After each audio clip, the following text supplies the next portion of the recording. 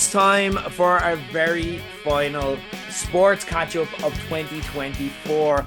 And with that, we're kind of doing retrospectives last week. Earlier this week, we looked back on favourite TV shows of the year. We're going to look back next week on favourite movies of the year. So, as we get kicked off, David Kent of the Irish Examiner joining me. As always, you're very welcome to page 180. I nearly said Paddy's New Yacht there, our old sports show. It's just an old habit. Kento, when you think back to 2024, what would be the moment, it's tough to think of one, so if you need to name multiple, that's fine. What would be the moment or moments that come to mind immediately from this year? It's like you said, there was like 4 or 5 that instantly popped into my head. And again, moments can't always be good, as we well know. So, like, for example, the England football team losing in the Euros, again, hilarious. The 49ers getting stopped in the Super Bowl in overtime on their first possession, less hilarious because you knew that the Chiefs are going to win. And like Rob Burrow is another example. Rob Burrow, sadly passing away after his battle, the rugby league fella. But in terms of what I'm going to go back to, if someone asked me in 50 years, it'd be like, look, and Ireland winning medals at the Olympics was understandably class. Okay, 7 medals in our first 7 days, but from a kind of professional level, one of the nicest sports people finally getting their reward for a decade and a half of dedication, and like so much injury, so much heartbreak in previous races. Ciara Mageean elbowing her way through in the European Championship final. British runners 2 in front of her. Ciara, use your elbow straight through to get gold. Unbelievable moment. And then like that's from a more professional level. From an absolutely personal level, it's very rare. So my brother moved to Australia in February last year, and his first time home to surprise my dad for the 60th birthday, it lined up with Cork against Limerick in the All-Ireland semi-final, and we all got tickets to it. 5 of us together for the first time in 2 years. I know, like, in reality, in about 5 years, because getting us together at any point, as everyone knows, is really difficult. To have that moment with the 5 of them, Cork beating Limerick, the unstoppable force in Limerick falling, and the 5 of us in Croke to watch it. Just so, yeah, Ciara Mageean from a professional standpoint, but Cork, naturally, surprise, surprise, I go for a moment involving Cork as the highlight. You are nothing if not on brand. But no, I think that's fair. And look, like, again, just the Limerick dynasty falling, like, I think that's a significant moment in itself. It'll probably be on reeling in the years. So, no, that's a very understandable one. I was the same as you, where just multiple came to mind. I'm tempted to say, that watching City fall apart the last few weeks has been mine, but then I remember Liverpool are probably going to benefit, and we're playing City, so I'm just going to jinx us if I say that. So yeah, I was very similar to you. The Olympics came to mind. Like, you're thinking of Kelly Harrington, of course. You're thinking of Rosita Adeleke, and then the 4x400 meter women's relay final, even though it was unsuccessful, just being around friends and that fucking hype. My favorite Olympic memory would be probably, and this is like a strange one, but it's the one that stands out for me, because my favorite part about the Olympics is when we all become experts on sports we never ever watch, and we're all just like doing analysis of things we're not going to watch ever again unless there's an Irish interest. And it was that Saturday afternoon where Reese McClenaghan made us all absolute experts in the pommel horse. We're all like, oh no, that was a poor dismount. That was a poor dismount. I think it was even the group chat we have for our fantasy football league. I think that was hopping. Like, all the group chats were hopping, and we're all fully analyzing it because we'd watched one person listen to the commentator, and we're like, I've got this. I know this sport inside out. But also just to see Ireland so comprehensively win, and like just with ease saunter to gold. It's just the Olympics raised our expectations of Irish sports. So that'll probably be the Irish one and kind of the Olympics one. In terms of United, it's tempting to obviously say the FA Cup win, but actually, if you remember that match, United had it sewn up pretty early, so it wasn't actually a really entertaining match. The match that had me for Man United was that mental quarter final against Liverpool, where went to extra time and we won 4-3. I haven't felt that way watching a United match like since the Ferguson era, and it just brought it back. It was insane. It made no sense. There was absolutely no logic to it, but it was a beautiful sporting moment. But for me, again, I'm going to make it personal as well. Last time we were on the show, it was just before this, and I let you in on kind of what my prediction for the League of Ireland was going to be, because You may remember when we discussed Paddy's new yacht, I was agnostic on the League of Ireland. And the main reason I was agnostic was because Shells had unfortunately faded to obscurity. And I was critical at the time of the fact that, like, even if I wanted to, I couldn't follow them. So, because the League of Ireland made it inaccessible. And they made a lot of great steps over the past few years, like particularly with YouTube, highlights and stuff like that. And just being a normal league that's got me back into it. And of course, when Duffer came into Shells, I was like, I'm all the way back in. But all this season, and there have been scurrilous accusations leveled at me that I only became a bandwagon and fan when we won the championship. But that's not the case. It's been like I've been all the way back in since Stuffer came back, and I never thought we were going to win the League of Ireland. I said it to you last time when we were into the home stretch, and I said exactly, I called my shot like back in, probably August. We're going to draw 0-0 with Derry. Shamrock Rovers are going to sneak in the last night. And that's exactly what was happening up until the 85th minute. Harry Woods, 85th minute winner against Derry. I got to annoy Jimmy Malloy as well, which is always a bonus as a Derry fan and someone who absolutely loads Shells. I came back in on Monday with a brand new Shells winter coat, and I was like, Jimmy, do you like my jacket? I'd forgotten until that point, because it's been since Alex Ferguson left, what it was like to see your club win a league championship. And that was phenomenal. The work, the effort, the amount of investment you put in over the course of a full season. Beautiful. So that'll be the memory that I think of when I think of this, like this year from like 20, 30, 40, 50 years from now. It's going to stay with me for life. It's been fantastic. But it's been a great year when you kind of look back at all those moments we got to have. Yeah. And we still aren't finished. There's still a lot to look forward to today. We're in Christmas season. Kento, we've brought him out. They call him the Brian Kerr of darts, and he is going to be previewing, of course, the man who on this show last year went on the record and said, there's a little guy by the name of Luke Littler you want to look out for. He's absolutely class. Before anyone was talking about Littler, and we all know what happened from there. He's reinvigorated the entire sport of darts. So we're going to be previewing the World Darts Championship, one of my favorite shows every year. We're going to be talking about the Irish women's national team, the NFL fantasy football playoffs, which me and Kento are heavily invested in. We share a fantasy football league that is very competitive. We're going to be giving you our tips on who you want to own heading into that, and so much more. But first, I want to get us kicked off with the Manchester Derby, which takes place this Sunday. As Man City's crisis continued this week in the Champions League with a 2-0 loss to Juventus. They now haven't won since October and have lost 8 and 10 matches since their last win. Incredible stuff. October 26th, I checked it beforehand. Meanwhile, on the red side, Jim Ratcliffe shows he's not a man to give his people time, sacking sporting director Dan Ashworth just 5 months into the role, which must worry Ruben Amorim, who results-wise looks very much like his successor. His first 5 games, he won 2, drew 1, and lost 2 in a row before just about getting on track in tonight's Europa League tie with Pilsen minutes before we record here. Kento, heading into this Manchester derby, would you rather be in Pep Guardiola's or Ruben Amorim's shoes, and why? Can I just clarify? Because I know there is one Nottingham Forest fan who is like delighted that you have forgotten that City beat Lough Forest last week on Wednesday. Oh, they did! They beat him 3-0 because I was like, De Bruyne is back. And listen, it's fine. Don't forget, lads, he's a United fan. That's fine. Yeah. All right? That's on him. I mentally block out Man City wins. I do the same with Liverpool. So I've done the entire season has been a blur. The last 10 years have been null and void. But yeah, in terms of this weekend, it's so odd because City have never had this kind of consistency of a down period. They've had blips, all right, where they might go, I don't know, 3 wins with or 3 games with a draw and 2 losses or something. But then it's like, oh, we're Man City, so we'll go out and just win the next 20.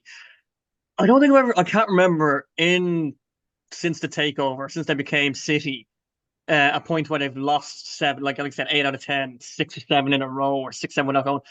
And I actually worry for their one really loyal supporter, Phil Boyd. The rest of them, the big worry for him, I'd say, is that they haven't been playing well either. It's not as if they've been going, oh, we're just unfortunate, we've missed chances. They haven't been creating too much. it is probably a bit obvious to just narrow it down to, oh, we don't have Rodri. But a lot of their like reliables have dropped down a level or two as well. And the issue there is that, yes, they were so far ahead of the pack, but the pack have brought their level up, and City are now bringing theirs down to where a couple of levels below, and they're starting to get very close to meeting in the middle. If that happens, you're looking at the end of a dynasty. You're looking at the end of this. Now, again, I could look ridiculous for saying that because City could easily do what they do, go out and win 12 of the last 15 games and go to the title and go to the Champions League. But the fact of the matter is, the next Champions League game is PSG against Man City.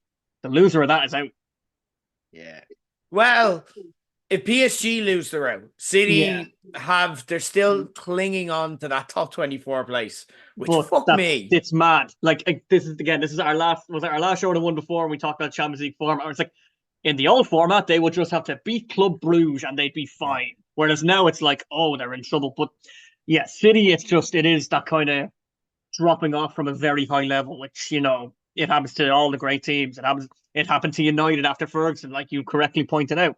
And you're one of the few United fans, I think, and I know that recognizes, do you know what? I'm fine with the way I grew up watching Man United and have winning everything. Now I'm fine with that. I don't want to urgently demand that back.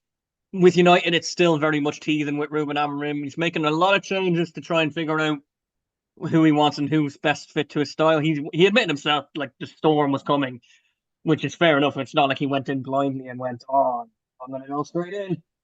I'm not sure if the worst has quite arrived yet. People will point to the Nottingham Forest game. But, you know, Forest are having a strange enough year themselves where they're playing out of their skin. They're doing unbelievable. So, like, last time we were on, we were discussing Eric Ten Hag was still in the job. And we said that the absolute ceiling for them was reach Europe. And, like, there is enough kind of quality in the United squad that once Amorim has got his style down and bedded into them, they could go on a run about March and April where, you know, they kind of get a bit of form going and kind of charge themselves up a little bit, and suddenly they'll be in contention. But like in terms of this weekend, you could tell me any result. You could tell me it's going to be one of them completely mad, like Spurs, Chelsea, Newcastle, Liverpool, them kind of you attack, we attack, you attack, we attack.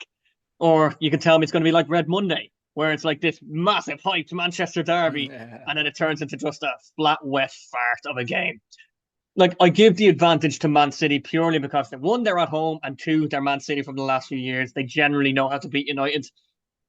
Last time they didn't. So, you know, it's like, you can tell me any result. I'm just giving it to City because that's what's been happening the last few years. But you can tell me Amorim will have a tactical masterclass and take them down, and Guardiola will rip his one hair out. So, like, again, as a neutral, it's very fun to watch. And to be fair, like when you look at the damage he's doing to his face after matches these days, he's certainly trying to rip his hair out, even if it's not quite there. You're a bit more optimistic on United than I am at the moment, to be honest. And again, like you say, I'm very matter of fact and can kind of step back and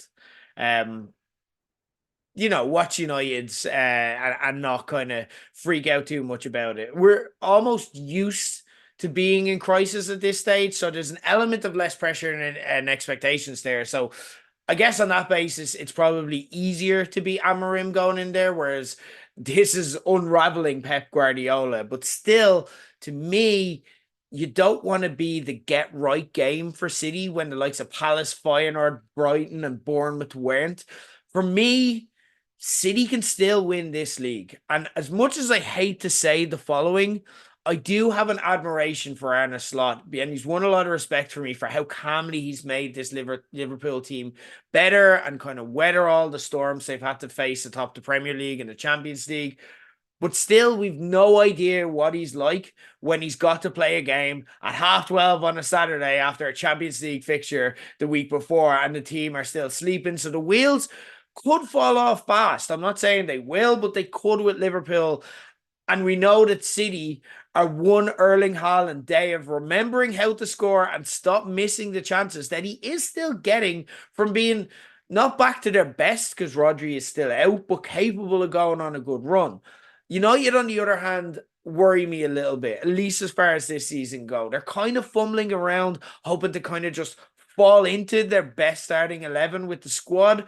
kind of unsettled amid rumours that the likes of Rashford is going and half of them are up for sale in January is what we're hearing. And they're heading in to the biggest fixture scrum of the year at Christmas. I do believe in Amorim. I think he's a great signing as a manager. And I'm actually, like, personally, if I'm Jim Ratcliffe, I'm okay with just getting him in now and letting him get a feel for things, letting him know who the players are he wants to keep and build around, and letting him know what players and what targets he wants to get in and who he wants to sell, etc. If we can get our act together next season. But he has a lot of squeaky bum moments to get through until we can get to that. Whereas for me, there's a muscle memory to City. We know they are always just one way from going the rest of the season undefeated. They can just click in at any stage. We haven't seen City on this scale of crisis and a poor run of form, but that's for a reason, because they're fucking good. And we have seen them kind of have dips and then just out of nowhere click back in, because they're winners. They know how to win and they do it time and time again. So for me, I'd rather be Pep, because there's still a potential Premier League championship in this for him. And he has the tools that he needs, even if he doesn't have all the tools with Rodri being out. So I'd rather be Pep right now, but look, the Pilsen win has given me a little bit of optimism. It wasn't an amazing performance. It was harder than it needed to be, but we won and City haven't. So, and United have had City's number, like we mentioned the FA Cup final and last season. United, even one thing Ten Hag could do that impressed the fans was he could take it to Man City. So I wouldn't be surprised if we win. I've no idea, but I'd still rather be in Pep's shoes than Amorim's, because he is just, as far as this season goes, on a little bit of a hiding to nothing. I feel it's unfair to give him any expectations, because he's just been thrown into a messy situation, has to build a team around his system without necessarily having the resources to do so. So I'd definitely rather be Pep still.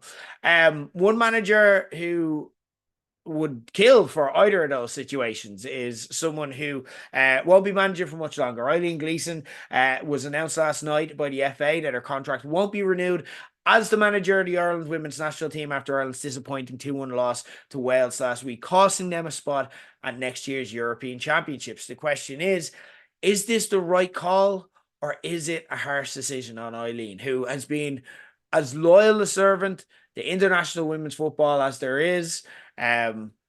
What do you think about this one? You know what? I think in a weird way, it's a little bit of both, because, like, look, it's naturally disappointing, but it is a bit of a poetic irony that it was Wales that knocked us out and went in their first ever qualifying tournament. They'd never qualified for any tournament before, which is exactly what we did to Scotland for the World Cup.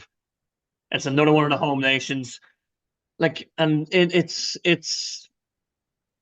I'm not as afraid about the next World Cup campaign. The next Euros campaign is a long way away. We're not going to have Nephi. We're not going to have Diane Coleman. They'll both be touching 40. Ruish and Littlejohn will be 38.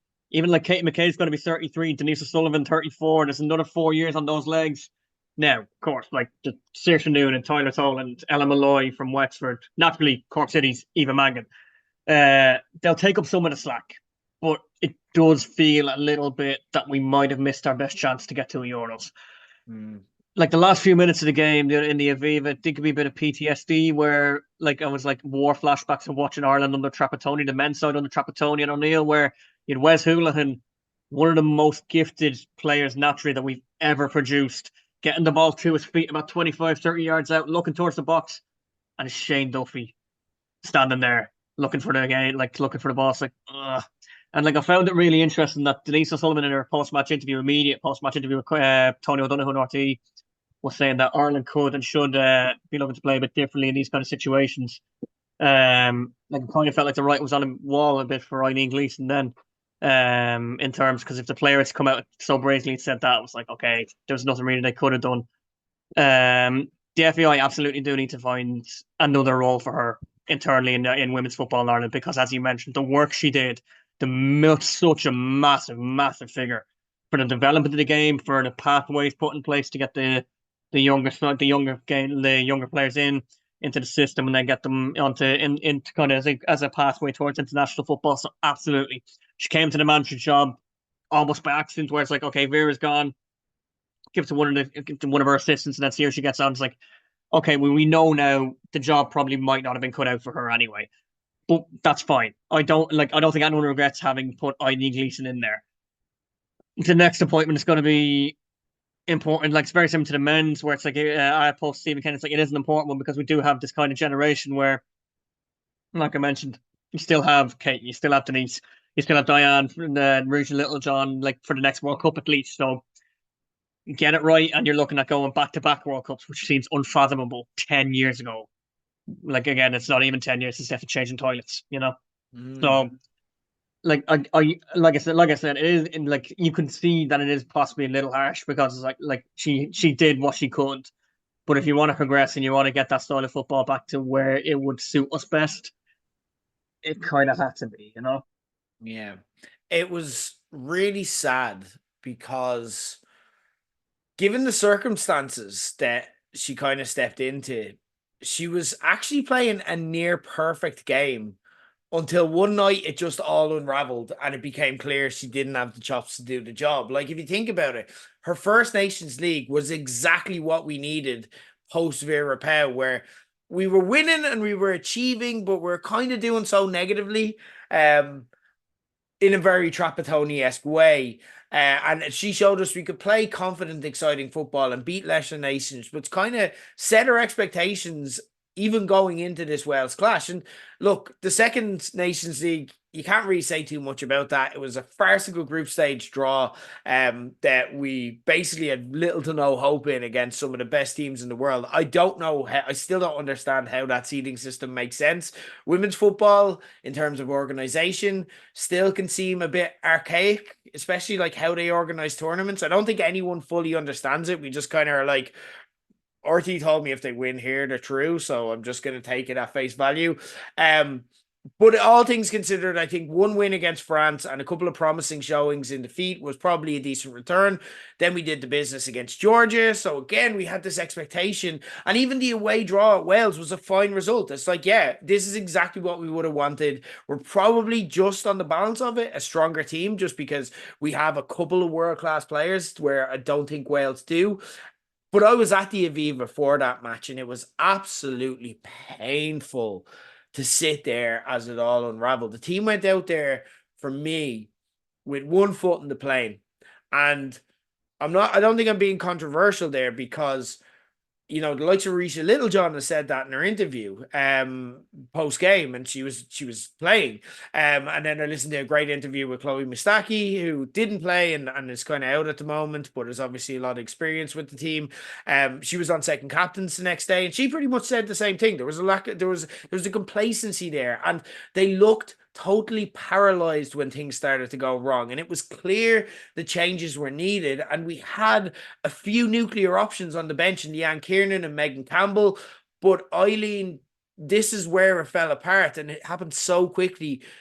She just didn't know when to pull the trigger on them. And she and the rest of the team just looked lost on the sidelines. And the worst part was, and it's even more damning, that when she eventually did pull the trigger on some changes, it worked. Like, everyone in the stands knew it would. We were saying it in our seats, screaming it so that hopefully they'd hear. It worked, but she left us too little time to really make a difference. And then, because there was so little time, panic started to set in. The Welsh were very okay to waste time. And I actually don't, it frustrated me as a fan, but that's the idea. Like, and if Ireland did it, I'd say legends. So, like, I don't blame them for doing so. And especially the ref was clear. It was clear that the ref was going to let them. And that was a bit of a contentious performance, but whatever, it can happen. But the worst part is we had the better players.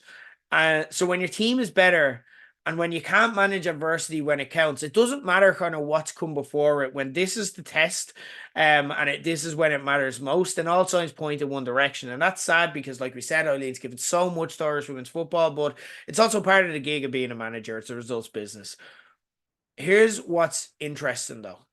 Okay, and I made this point, and it's a bit of a point that people don't want to talk about, but I'm going to talk about it, whether it's wise for me to do so or not. If we thought it would be difficult to find a new men's manager, this is not the attractive job that it was when Eileen took it. And the reason is it's a difficult group to manage. Okay. They're a good group. They're very close and they clearly talk a lot. They come out with united messages like the Vera Pau after the World Cup. They all said the exact same thing because it had been agreed and they speak as a dressing room. Okay. And they're not afraid to speak as a dressing room and be outspoken and say things that kind of are critical of the manager if they've decided that. They've also got one of the best players in the world in Katie McCabe, and they stick together. If you get the right coach, that's an amazing setup. Okay. If a coach can harness all of that, you've got a team who are united and you've got a world class leader of that team. But you do need the right coach. And why would the right coach go for this job? Okay. Here's my little, slightly controversial point, but I'll stand over it all day. Katie McCabe is this team's version of Roy Keane. She's incredibly talented, but also incredibly vocal. And you need a really strong-willed individual to get her to buy in, or you'll see her like she was against Wales. And sometimes at the World Cup too, she'll try to do it all by herself. And is at any point a massive risk of getting sent off because she has a temper like Roy Keane. And she's such a talent and such a strong personality and influence within the team that they'll go down with the ship with her if that's what she decides wants to happen. But she's often very emotionally led in her decisions, particularly while she's on the field in the heat of battle. And if she decides that she doesn't rate the coach anymore, they'll go with her as well. So that's a poisonous atmosphere for a coach to step into unless you are the right caliber of coach. And again, not necessarily a bad thing in the same way that it was a good thing for 90% of Roy Keane's career. We just remember the 10% because they were so obvious and standout. But you need, say, an Alex Ferguson to be able to harness all of that. And why would an Alex Ferguson type figure go for the Ireland women's national team's job when we haven't even reached the Euros now? What's in it for them? What's in it for a coach of that caliber? So it's really tricky. And Eileen wasn't the right person, but also who the hell is, how the hell do we get them? It's going to be a really interesting next few steps. And I'm putting it out here now. And I feel like because I love this team, I've got a chance to meet this team and talk to them. Okay. And you know, I have a lot of respect for them and I believe in them and I cheer them on with full heart. I prefer going to Irish women's national team games to Irish men's national team games. Okay. So I'm not being critical of the team itself here, but that's just the reality at play. And I think it's going to be something we see play out over the next while. And it might upset people because this team are so inspirational and we like to cheer them that people don't necessarily want to hear it now. But I think it's going to be something we're going to be saying in 2-4 years. I hope I'm wrong. I hope we get the right person. I just don't see how we get the right person. The FAI, not great at hiring managers. They are not decisive. They're not attractive. They're not good negotiators. And I don't know if the women's football equivalent of Heimer Hallgrimsson is going to be the guy or the woman for this job. Let's talk NFL, which we always like to do when we do our catch-ups. And the fantasy football playoffs begin this week or next, depending on your league. Our Low Blows League, which has gone into its 11th year now. And me and Kento, day one entrance of that league. We're beginning our quarterfinals. Don't worry, we're not going to talk all about our league. No one wants to hear about that unless you're in it. But Kento comes in just to kind of establish his fantasy bona fides. Kento comes in as the Low Blows defending champion and the 1 seed in the quarterfinals. Well, I snuck through as the lowest finishing group winner as well. So we're very much in playoff mindset. But Kento, what I want to know for you is, and again, you're not giving any strategy away because these players are likely players you can't get at these stage. But what players do you think are going to be, say, the Todd Gurleys or the Christian McCaffreys, the players that are the difference maker that wins people their leagues? I do feel like it will be both cheating and a jinx for me to say. I think it was the Manning cast on Monday said it. You just need to have a Bengal with the word chase in their name. There's 2 of them. You just need either of them. So instead of doing that, I'm going to look. So, like, when it comes to this kind of time of year, you need a team that still has something to play for. So, like, they're not going to pull their starters in the third quarter, for example. You need to look at players who are in form because they're peaking towards the end of the season and they have a relatively okay matchup in your week. Stickingly, for me, I'm looking at my beloved Green Bay Packers. And I'm looking at their pass defense this year, for the first time in a while, we have a solid run defense. Teams have not been able to run the ball against us relatively throughout the year. Unfortunately, that has cost us when it comes to our pass rush and our pass defense. It's been a bit shaky. We've had injuries, players playing like in their less comfortable positions. Like Jair Alexander is back in practice for us, which is a positive sign. But if he's not good to go, or if he's hurting a little bit on Sunday Night Football against the Seahawks, then it's my pick for this answer and for this question is Jackson Smith-Njigba. He's been averaging. Here is why, okay? Still have something to play for. The Niners are technically still in contention in the NFC or in the NFC West. I think it's a 2-game lead Seattle have. So they do need to win one more to seal the division. He's been averaging more than 10 yards per catch for 7 of his last 8 games. So he is peaking. He's gone over DK Metcalf as the wide receiver 1 in Seattle. He had a monstrous game against the Rams, I think it was 5 weeks ago, maybe, or 4 weeks ago, start of that run, where he averaged 25 yards per catch with 2 touchdowns. He is just rocketing through, and that's what I'm saying. If Jair can't go, I'm not confident that the Packers are able to shut him down. I can see it becoming a bit of a shootout between Geno and Jordan Love. Like one of those classic kind of towards the end of the season games where you just get something mad and mental. And like, again, Packers and Seahawks has kind of been a famous enough game the last kind of decade or so. The Fail Mary started it. We've had, was a famous defeat for the Packers where the fake field goal, where Seattle ran it through, and just they just seem to be entertaining enough games. So if you have them and you're looking to kind of put the stud on Jackson Smith-Njigba, I'd say. And look, if it doesn't work out, then it works out fine for me because I'm the Packers anyway. So, I always have an agenda. Yeah, this is true. You cannot ask Kento, even if you give him even if we talk Super Bowl and the Packers are nowhere near it, he'll find a way to bring them in. It's actually impressive. Kento, you know me, I love my fantasy and I love this question. So it got me thinking, and instead of naming one player, I kind of cheated and I went out and made a whole team. So now obviously no one's gonna have this team, but just to kind of give you multiple options that you can look at. So a QB, I've got Kyler Murray, okay? Has slowed down since the bye, but has also faced the Seahawks resurgent defense twice. But he's a fantasy stud when he's going, and he scored highly in every game that he's won this season. And it's been a case of whether he wins or loses. There's 2 different Kylers. His final 3 games are against the Pats, the Panthers, and the Rams, which I don't know if he's going to win that game, but it's going to be a shootout. I think in week 17, both with the season on the line, that's going to be a high scoring game because that's what the Rams are getting used to now, since they've got their big offensive weapons back. RB1, I've got no controversy here, no surprise. Saquon Barkley, for me, the undisputed MVP, because I think it is ridiculous that we have this caveat for most valuable player and say, well, the quarterback's the most valuable player on any NFL team, so it has to be the best quarterback and the best team. Ridiculous point of view, okay?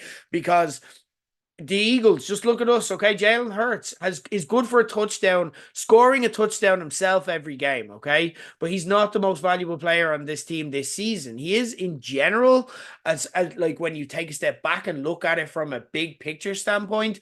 But Saquon Barkley is the most solid in the NFL, and that you should start him regardless of the opposition. And the Eagles are going to need to rely on the run a bit now over the next few weeks with Dallas Goedert on injured reserve until the playoffs. And after we get through the Steelers on Sunday, we have a really cozy run in as well with the Commanders and the Giants. And Saquon is going to be pushing for that MVP as well. So he's going to be playing, he's going to insist on it, and we're going to run him into the ground to allow him to do so.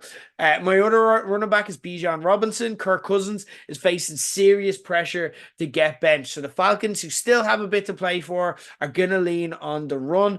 Bijan has scored 20 plus points in his last 5 out of 6 games, and he faces the Raiders, the Giants, and the Commanders. If I was starting Bijan Robinson, which I don't have him in any of my leagues, I would be feeling very pretty if I was coming into the playoffs with him right now.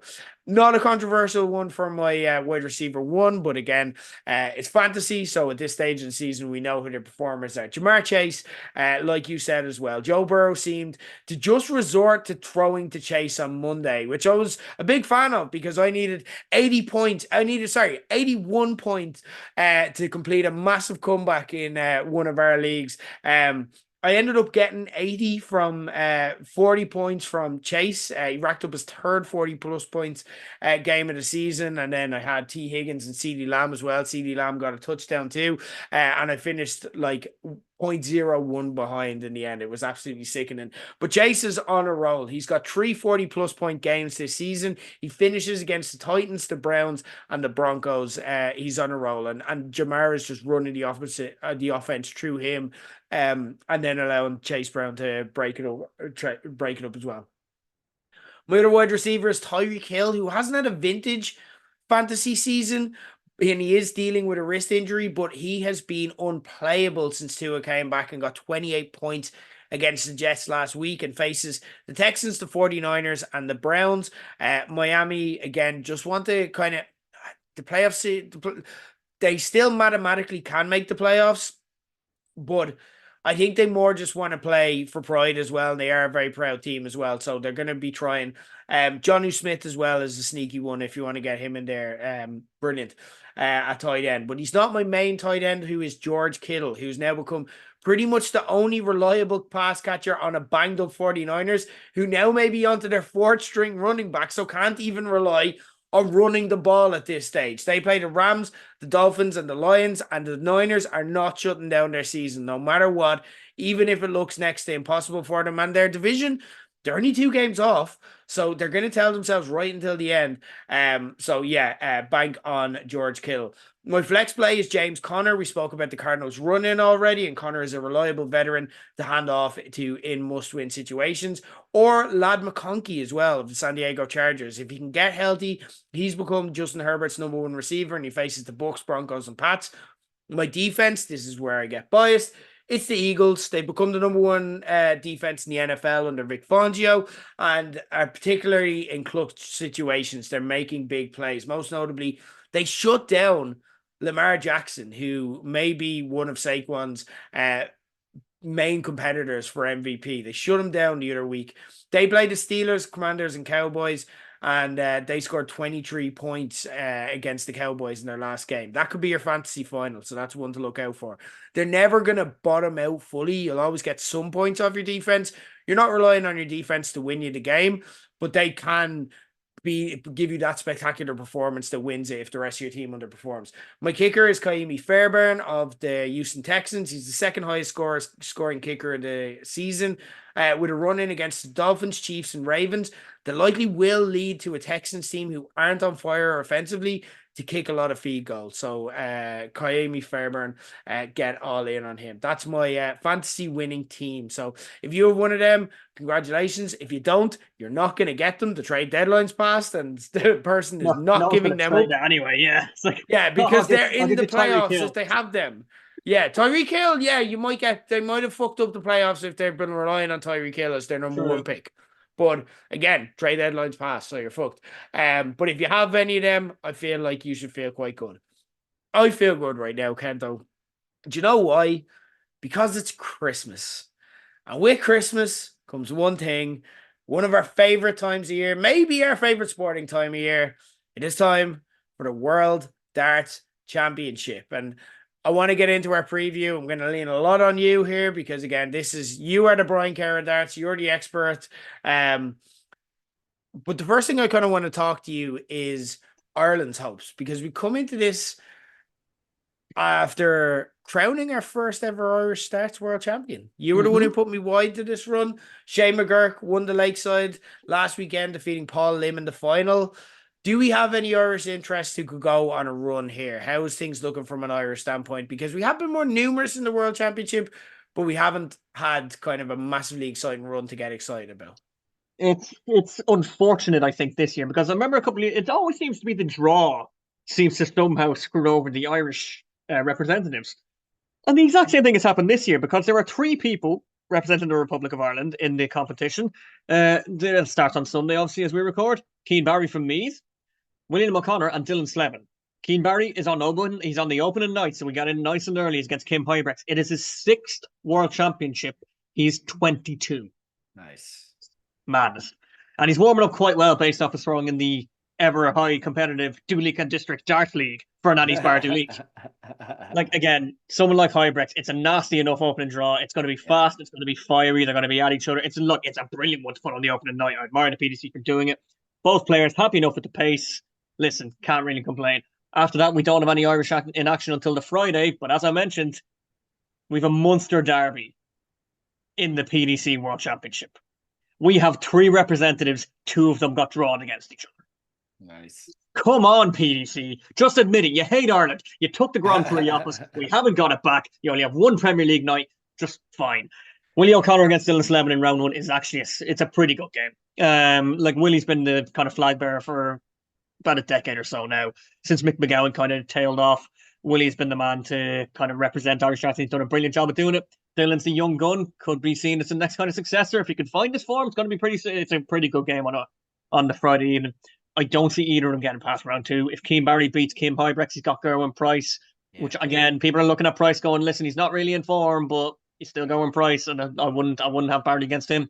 And then Dylan Slevin or O'Connor against Dimitri Vandenberg in round 2. I mean, Dimmy, UK Open champion. I think there's only been 2 majors this year where he hasn't reached a quarter final.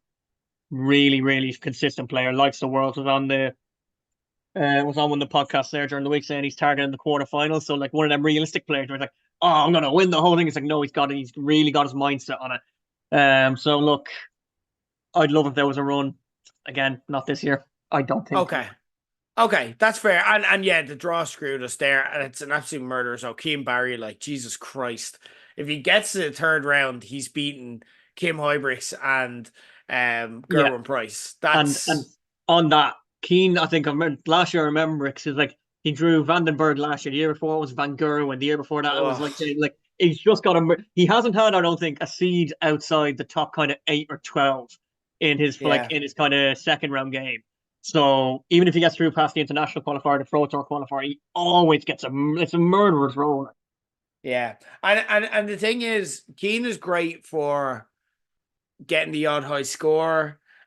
He's great for having a tremendous leg or so, but you need to be super consistent these days, and it's just the one thing down the big stage. And it's not necessarily his fault, because what makes you good on the big stage is getting big stage experience, getting used to the crowd, getting used to the atmosphere, getting a moment and then getting confidence off that moment. But when you have draws like that, it kind of limits your opportunities to do so. So it's tricky and it's tough. And okay, so maybe no Irish run here, but last year, like I said, you sat on this podcast. It was the video we put out before the World Arts Championship, and we're like, watch out for this guy. Kento seems pretty confident. His name, Luke Littler, a name even my little sister knows. I went to the Premier League and she's like, get a picture with Littler for me, will you? And she does not watch darts or give a shit, but he has kind of had that impact on people. Is there another potential Luke Littler that you're looking out for here? Is there someone that currently we don't know, only hardcore darts fans would know, that we need to keep an eye on? I don't see anyone doing what Littler did. Yeah, which was that's a big ask. Like, it's a massive ask, because the other thing that has accompanied this incredible interest in darts now is an incredible rise in the overall standard. Like, only an idiot, right? Only an idiot would have predicted Daryl Gurney to win the World Grand Prix after he beat Michael Van Gerwen. Only an idiot would have done that, right? Only an idiot would have said Nathan Aspinall to win the World Championship last year. However, only an idiot, and I mean this, would have said Richie Edhouse would win the European Championship. Only an idiot would have said Mike de Decker would have won the World Grand Prix. And they're 2 rich idiots. That is what I mean when terms of the entire standard. Oh, like 5 years ago or 6 years ago when Van Gerwen was winning everything, it's like you wouldn't have had the world number 34 or the world number 68 win a title. Taylor's peak, it would have been unheard of. Whereas now, when you look at that, it's going, yeah, do you know what? Edhouse is having a great year on the tour. And Mike de Decker's been throwing really consistent for a year. So it wasn't even that much of a shock, really. It was an upset, of course, because no one would have predicted it pre-tournament. But after the tournament, you could look at it and go, well, wow, okay. So no, I don't think we're going to have Littler getting to, like, Luke Littler getting to the final again. I do think there are some seeds in big trouble. I don't know if you remember last year as well on the show, I mentioned how Scott Williams was a player who had won a PDC Tour title without having a tour card. And he went and beat Van Gerwen and got to the semi-finals. Yes. There was only one person who won a tour title last year without a tour card, and it was Scott Williams. In this year's tournament, there are 2. Okay. Wesley Plazier from the Netherlands and Connor Scott from England. Connor Scott is a player who has put so much work in particular the last 18 months on the Lakeside, on the WWF tour, sorry, and the Moda Super Series. He is coming. He is coming soon. We saw him at the Grand Slam. He had a pretty good show in there. He won a tour title without having a tour card. Plazier did the same. So I've going on an all right, actually a pretty decent run. I have Jermaine Watamina knocking out James Wade in round 2. Ooh. And for the second year in a row, I have Peter Wright losing his first game because he's going to be against Wesley Plazier. And that just screams to me that there is, I don't even think that's going to be an upset, because I think I don't know how Plazier does in round 1. I can see him going off his favorite there. In terms of my really out of nowhere pick, watch for Nico Springer. He's against Scott Williams in round 1. It is all about how comfortable he gets on the big stage. He's from the European tour, the PDC Europe tour. He's been throwing some unbelievable darts in Germany and Belgium and the likes of the Nordic nations. He's very young. I can see him. Do you know how confident I am about it? In 10 or 15 years, when Luke Littler reaches his peak, which is a scary thought, Nico Springer is going to be one of his main rivals. He has that much potential. He is going to be unbelievable. I don't know. I think this year might be 1 year too early. Like last year, I said Littler. Last year, I said Gian Van Veen as well. They were the two youth world finalists at the time. Littler won it obviously that year, and Van Veen has won it this year now. So like I've looked all right on my picks from last year, even like one at the championship and one throughout the year itself. Nico Springer this year might be too much, but if I'm looking next year now at Springer like being he's won a Euro Tour title, or he's got to a couple of Pro Tour finals, I'm like, I'll take that. Kento has a track record, as we say. Like I said, yeah, we didn't even mention Scott Williams. You call that as well on this show. So when Kento speaks, he's the point card there for a reason. Start listening and paying attention, guys. That there's some good names to look out for. Like you've kind of mentioned a few absolute bangers there. What else are you looking at in the first and second round? Because again, that's kind of the part of the tournament. The darts tournament settled into itself. We get a feel for the storylines. Like after Christmas, everyone is vegging and probably watching as much of it as they can anyway. So it's really the first and second round where you kind of got to be like, when am I picking my spots here? What do I need to make sure? When do I need to make sure I'm in front of a telly? And what matches am I looking out for? It's a weird one. Like again, like I said, the opening couple of rounds, it is just because there's a lot of the international qualifiers who like their first tournament and like their first time traveling over. It's like like the Thibaut Tricot from France on the opening night against Luke Humphries. He's not going to win, but it'll be an interesting one to watch because it's the French at the World Championship. Like France has never been considered a darting nation at all, and suddenly the circles in there, the sport, and like L'Equipe, I think had something on him during the year because he beat I think it was Price at the Players Championship as well in Minehead. So they're like again a kind of rising tide. Like again, what I mean, I haven't beaten Wade in round 2, but like Stefan Belmont from Switzerland, another one, first Swiss representative in a World Dash Championship in a long time. So it's like all these players, like round 1, like there's a couple of games. I think it's Mentor Suljovic against Matt Campbell. Suljovic is in kind of tour card danger territory in terms of losing money off his rankings. Matt Campbell from Canada, similar enough, kind of floating around 60, 64-ish, where it's like, oh God, if he doesn't go on a run, he's defending a bit of money, he might lose his tour card altogether. Sorry, a side note on that. I mentioned Wesley Plazier. If Wesley Plazier wins his round 1 game, Simon Whitlock loses his tour card. Oh. That is a storyline you want to watch. So Whitlock, you like think about it. This time last year we were talking about Whitlock and Gary Anderson in round 2 being a final from 3 or 4 years ago. If Wesley Plazier wins, Simon Whitlock has to go to Q School. You know, it's mad. And Steve Beaton, Mervyn King, it's like I'm saying, this old guard are being put out to pasture in the most brutal way possible because the young lads are coming in and going, don't care who you are, 110 average, keep up with me. Yeah. Who else have I got on the round 1 and round 2? Do you know what I want to call out? Actually, Fallon Sherrock obviously had her year a few years ago. She's playing Ryan Makel, another kind of under the radar. Winner plays Luke Littler. Like fuck me. Sky are loving they're yeah, that's it. It'll be imagine Littler against Sherrock. Like that's gonna stop the nation. Like if that happens, like it's just literally the past 2 like Sky breakout names. Like so, yeah, that's potentially on the card. I'd be more hopeful than expectant of that. Listen, we've seen Sherrock do it before that 1 year. But you know, and Meekum, if he had continued his form kind of from the summer, I would have been like, geez, Sherrick has a shot here. But then he went to Minehead, knocked off, I think it was Gary Anderson in round one. Now, Yeah. what I will say is that his pace is an early speed bump. All the top players have speed bumps early on. Ryan Meikle's pace against Luke Littler in round two, if he wins, is going to be that speed bump. Littler generally Oh. doesn't deal too well with slow players because he has too much time to think. That if he has a 45 or whatever, he's too much time. No, Luke Littler hitting a 45 is as rare as me getting prediction right in anything other than darts. But or rugby for that matter. Sorry, rugby. I'm gonna. But yeah. Other games, Cameron Menzies against Leonard Gates is two showmen who are Yes. just going to be chaos on stage, like emotions all on their sleeve, both absolute batshit, but both brilliant players as well. Menzies had a serious year on the tour. Gates has won a couple of continental titles in the US. So round one, I'll take that. And then Florian Hempel against Jeffrey Desvaughn. Desvaughn is one of them players where he was brilliant a few years ago, but then the way he threw the dart and the way he still throws, he absolutely let it. So he basically comes from like his elbow doesn't move and just bang, bang, bang. And naturally he messed up his shoulder and he had to have shoulder reconstruction surgery or something like that. So he's come back now and he's a very solid player again. Florian Hempel seems to be a sticky one at the Worlds. He knocked off Dimitri van den Berg last year and beat Seep the year before that as well. And everyone is talking, like, people will go 10 minutes ago and go, why didn't you talk about Wessel Nyman and your young guns? That's like, well, everyone's talking about Wessel Nyman. He's the fifth favourite because he's had this unbelievable Grand Slam. He was at the Grand Slam, he averaged 109 in the groups and didn't get out of the group. And he's like, oh, there's some massive hope. And it's like, okay, well, he's not really like someone you can one to watch. If it's like saying, do you know who's one to watch in the Premier League this weekend?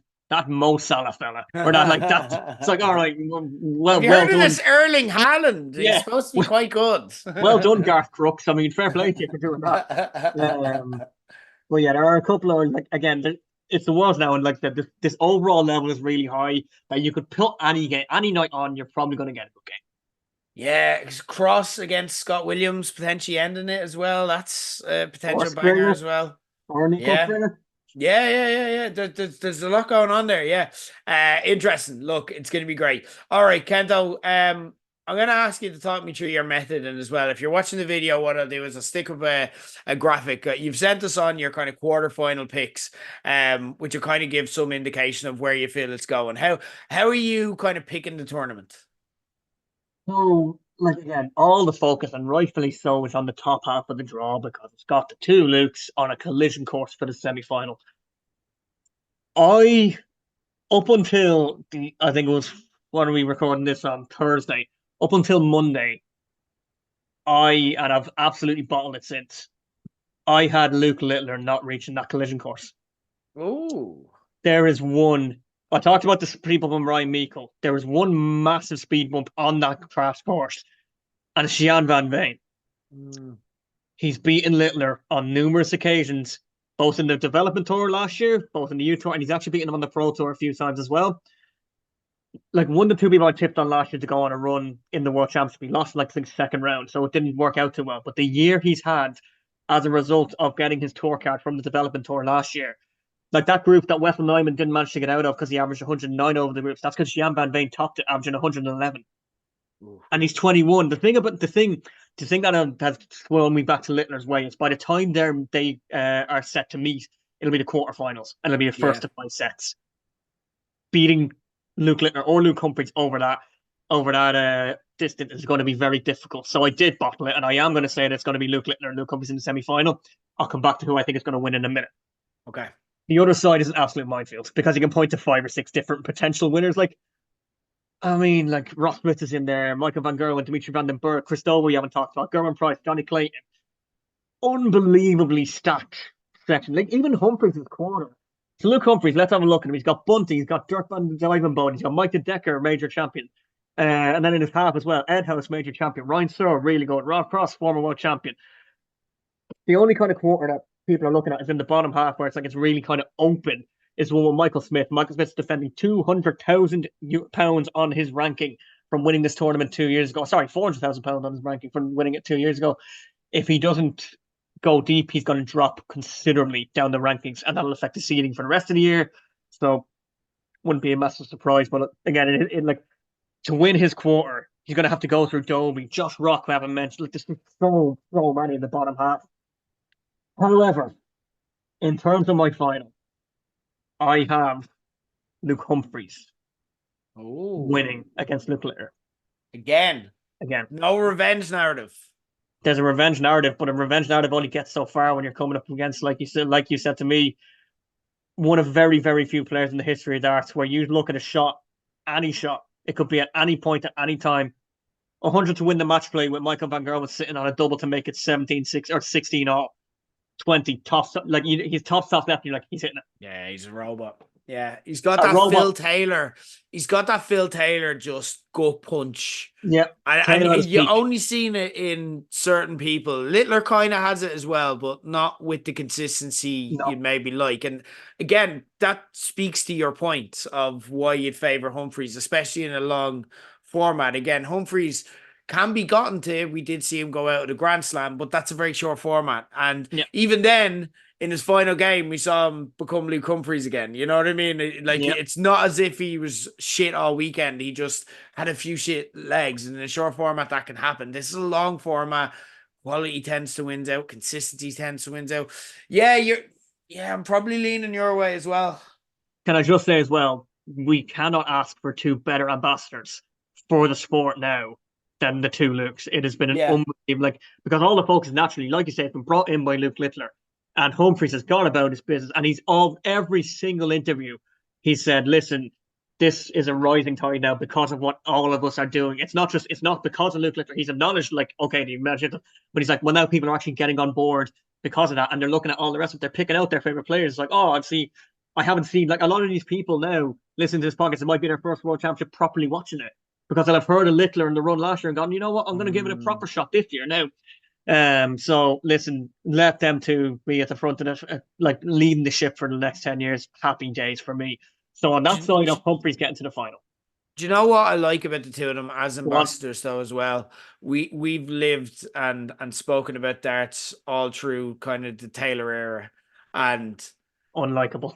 we weren't Taylor fans, and there's a lot because it's like, just like what happened in that caravan and stuff like that. Google it if you want to have a look. Yeah, Phil Taylor caravan. But like and could just generally be a prick, you know what I mean? And again, like, he's not a very Sky marketed the shit out of him, and his performances sold that because he was that good that it was justifiable, but not a very marketable character to appeal to outside. Whereas it kind of reminds me a little bit of pro wrestling in that it's like, now with like, we're used to kind of the 80s wrestlers like Hulk Hogan and all. They're like drug filled, they're kind of toxic individuals, they have messy home lives and stuff like that. Now in wrestling, it's the nerds who watched wrestling when they grew up taking over, the young nerds, and it's got a much cleaner image as a result. And that's what you get from Humphreys and Littler. You know what I mean? Littler literally, like, can't drink legally. You know what I mean? Like, and it's such a far removal from, the image of that. Like, again, made so many people fall in love with darts. I don't think it puts anyone off not having the kind of pint swilling, cigarette smoking, kind of musty pub tavern, that kind of vibe to it. But it's appealing to, like you say, outside fans. And it's so refreshing to have it. I'm not the biggest Luke Humphreys fan. It's hard to be a Luke Humphreys fan because he is quite robotic, but you cannot deny his quality, and you can't deny that his darts and his brand is good for the sport. My next point was going to be, I've seen a few like diehards going, oh, Humphreys is a bit boring. I'm like, okay, yeah, he's a bit like robot, but even like the stuff he's saying is like, it is all for the positivity of darts. Paddy Power did this thing a couple of weeks ago, the perfect challenge, where Sean Murphy was kind of having a go at darts, and Luke Humphreys was like, well, no, hang on a minute now. This, and this. It's like, Murphy naturally had no answer, of course, because he's a wind-up merchant. But but like, you also need someone, like, for people who think that's boring. You probably said the same when Man United were winning the Premier League every year. You probably said the same when the New England Patriots were winning the Super Bowl every year. You probably said the same thing when Phil Taylor was winning it, or Tiger Woods was winning it. Yeah. These are the great players. Yeah. And, like, yes, it is boring sometimes when they walk over. You're really excited for a match and then they end up winning it 5-0. Yeah. it is frustrating to see. But then you get that match where they lose. Then you get that match where Luke Littler finally gets his comeback, and it matters that much more because you've seen them be great over and over again. My favorite football match of all time, my favorite NFL, like to no one's surprise, will be the Philadelphia Eagles beating the New England Patriots because it was Tom Brady losing as much as my beloved Eagles winning, and it was the fact that we beat Tom Brady with a backup quarterback. You know what I mean? Yeah. They're the stories that we remember. He's not the villain because he's not a bad guy, No. but he is that to us. He's the roadblock to our heroes winning, and it is made sweeter by the fact that he is genuine class. That when we go through that and we get that match, like if you do get Littler getting his revenge and that narrative plays out, as I'm sure Sky would love, then like it's so sweet because he's been so great and we've sat through him annihilating everyone else that we know how difficult it is and how significant it is when it happens. And like, I'd much rather a person be boring in interviews and boring on like post match and in the studio. I'd much rather be boring than arrogant and ignorant. Because, Yeah. like you said, we went through a decade of that, and this Yeah. like is, and like it even like it's not what like some people will say it wasn't even just Taylor. Van Gerwen at his peak was getting to that kind of level as well. Whereas like Humphreys has every right to be arrogant and go, I'm better than all of you. Like last year, the running went on, won 4 majors in 5 months, where it's like no one's ever really done that before since Taylor and since Van Gerwen at his peak. He could have been like, yeah, you know what, I'm cocking the walk, I'm world number one. I'm like, I'll give you a point here now. He could lose in round one of every tournament in 2025 and still be the world number one. He's that far ahead of them because of his prize money. So like he could be an asshole about it, and he's not. He's grand. Anyway, that's the top half. Can I just say, just before we get, do you know what's mad? And this could change, and there might be good reason for this, like health issues or whatever. We don't see Phil Taylor much anymore. We don't hear from him. We don't. He's not around that much now. Again, like he's one Sky commentary deal from that changing and him being everywhere. Do you know what I mean? But like, it's mad how quickly darts has moved on, and it's for the better. Like, but we just he's not around anymore. And I think we thought that he was always going to be that omnipresent guy there, and we kind of rolled our eyes because we're not huge fans of his personality. But darts has just moved on from him altogether. It's mad. Yeah. Retired. He was retired off the seniors tour as well, I think now. So in terms of competitive stuff, you might see him at an exhibition. Like Sky and the PDC did an event last year before the last World Championship where they got all the previous world champions on stage for like a talk, and he didn't cover himself in glory. Just not like nothing bad, but just like talking over everyone and talking to Adrian Lewis when they were asking, like they were asking him Van Gerwen about his 17 perfect darts in a row against Wade that time, and like you couldn't hear what Van Gerwen was saying because Taylor was just talking about something or other. So yeah, that like again, darts has moved on. I don't think he wanted it to move on without him, but like all things in life, it's just until the next thing comes around. Yeah. Sorry, I've been interrupting. You've been trying to get to your second half for a while now. Second half, I think you said you're flashing up the quarterfinals. Yes. So you'll see I've got Dobie, who is, again, no one's really talking about him going into it. Very solid player, very solid. Had that disaster at the Worlds last year against Rob Cross. 4-0 up, lost 5-4. Don't think that happens again. And Johnny Clayton beating Gerwin Price in the round before, so we're going to get into a quarterfinal. Clayton's kind of coming in a little. He was very like dodgy first half of the year. Yeah. Like I think Damon Heta might be in that half as well. He might be in the top. Damon Heta, I'm so frustrated by him because you love Damon Heta. You love picking Damon Heta. But you know why I can't hear it? Because no one in the PDC all year across every match has checked out at a higher percentage than Damon Heta across all the matches. Wild. The issue, naturally, is getting to the finish in the first place. He hasn't managed to put that together. I feel like, again, he's running out of time because of his standards, but I just hope it clicks for him eventually. I don't have him doing it here. And then the other quarterfinal, Gary Anderson against Dimitri Vandenberg is a belter on paper. Nah. However, I am going to go back to that similar stat that I just said about Heta, because the person with the highest average across 2024, across every game played, an average of 99.93 across all, that's his entire year average. He's a little bit ahead of Littler. It's Gary Anderson. He's a third favorite, so it's not that much of a onions pick. But like Ross, he's going to have to go through a serious cacophony to get through it. So Ross Smith, who on his day power scorer, massive scorer, could easily get rid of him in round three. So you're going to have to go Yeah. to Ross Smith, Van Gerwen, who is always, Oh. always one to look at and go, he's had such a bad year, but he's Michael Van Gerwen. It would not Mm. stun me at all if I'm talking to you in February or March when we're doing our Super Bowl preview and Van Gerwen's the world champion. I just have Mm. Anderson toppling him here. He's also got Smith, Van Gerwen, Dimitri Vandenberg, who I said really good year, very much a dark horse, and then Chris Dobie in the semi-final. I have him doing it because he just seems determined to do it now. He's gone back. He kind of goes off the boil less in matches. Previously, you'd see him go, I don't know, 11 dart or 11 dart or 10 dart to win a set. Next set, he'd average 84. He's managed to iron that back out now, and no one's been throwing as well as him as he has scoring wise. So I have it as Humphries against Anderson in the final. And Oh. you are probably like me, I'd say, in the sense that the 2007 World Darts final got an entire generation into Yeah. darts. Taylor against Van Barneveld. Van Barneveld come over from the BDO in his first year there. He'd beaten Taylor already that year in the UK Open final, but this was the massive one. Van Barneveld against Taylor. And Yeah. Sky, everyone got what they wanted. They got a last leg shootout where Taylor took the lead early on. Barneveld battling back, 170 checkout, which changed the game. And like that got an entire generation hooked. I mentioned Littler's run last year got so much interest in darts that there's going to be so many people watching the tournament for the first time. So I think that semi-final on the other side between Luke Humphries and Luke Littler, and then this final, Humphries and Anderson, is this generation's Taylor and Barneveld. Ooh. And I think it's going to be so similar. So similar, in fact. Give me a last leg, sudden No. death shootout. Okay. You're gonna do it. I know you're gonna do it. You What love am I going doing to do? this.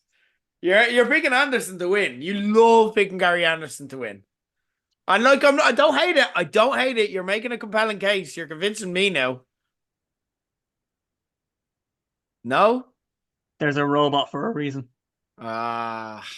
Because back-to-back World Dash Championships. How many players have done it? Taylor definitely. Yep. Barney's never. Nope.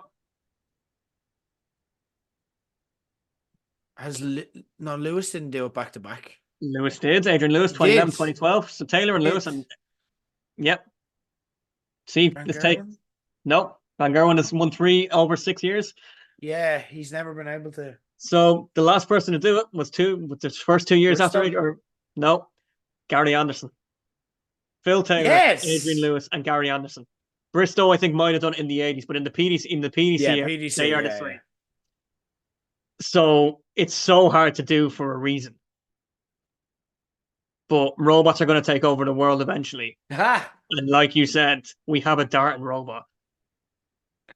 You I might have call to it go. you might call it artificial intelligence. There you go. Sid Waddell would have been proud of There's that. the episode title. Come on, like, Artificial intelligence. yeah. I have it like again. It's like I said. I have it as a last leg sudden death shootout. So if Anderson wins, and like I said, like you correctly point out, there'll be no happier man than I. I do love Gary Anderson because he's just naturally a freak in terms of throwing darts. He's just loves and like never gets involved. Has said on the record that if he does win and gets an invite to the Premier League, he'll go, no, doesn't fancy the travel, just wants to turn up and throw darts. Doesn't fancy going around the world. So, like again, Luke Humphries to go back to back and cement himself as what I think a lot of people are already saying in the terms of the greatest of all time conversation.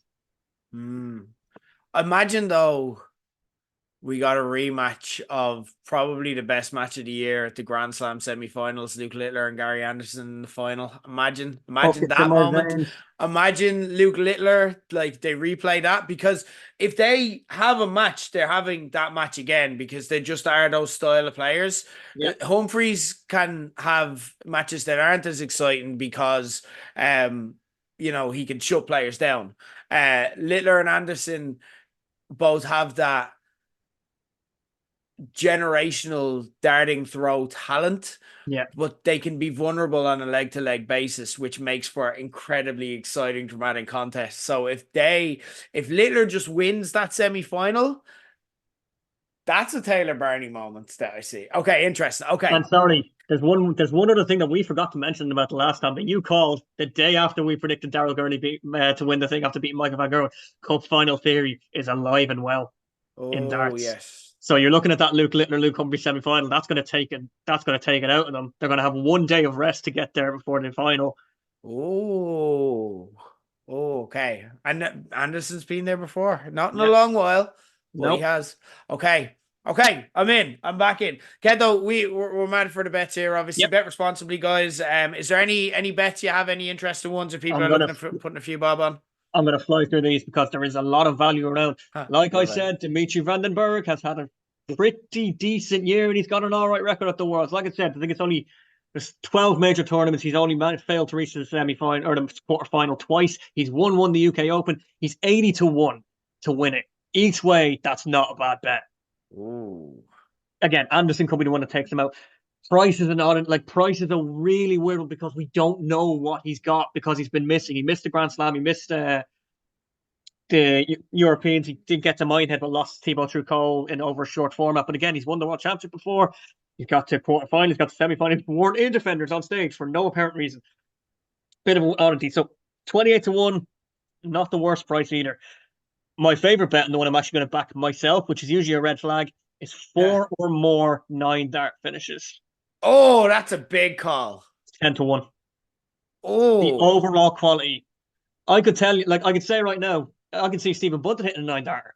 I can see Gary yeah, Anderson hitting yeah. a 9-dart. Anyone, Exactly. eh, There's so many. yeah.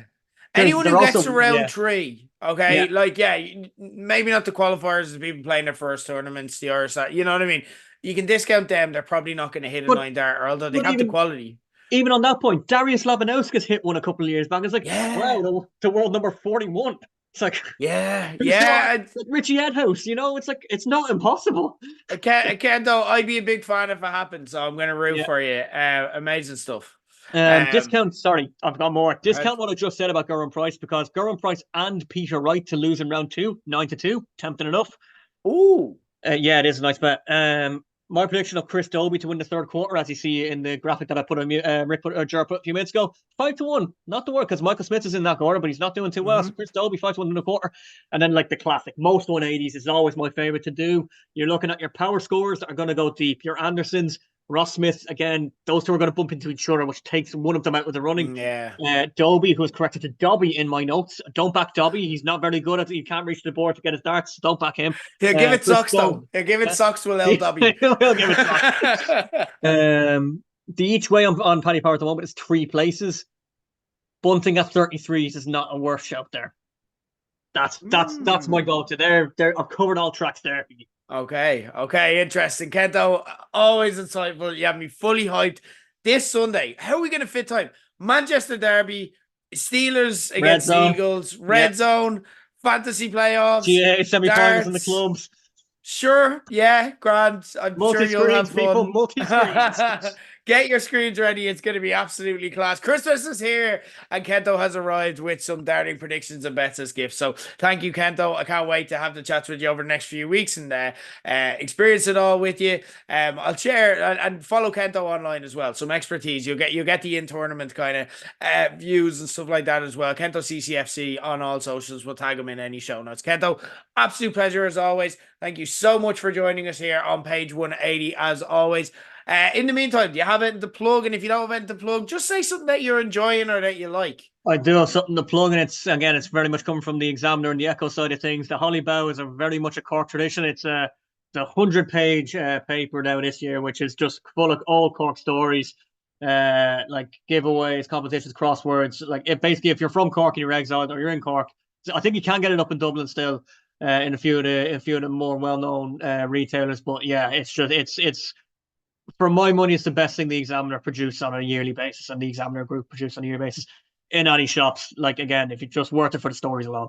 Amazing stuff. Kento, you can read more Kento stuff in the Irish Examiner, of course.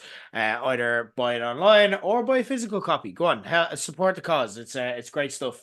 A lot of good people working there. Next week, I'm going to be back early next week with Tom, and we're going to give our top 10 movies of 2024 on this feed. So stay tuned to that. Until then, for David Kent, I've been Ger Leggett. This has been page 180. Enjoy the darts and have an amazing Christmas, guys. And in the immortal words of the one and only Damien Duff, is it us against the world? It is. It absolutely is.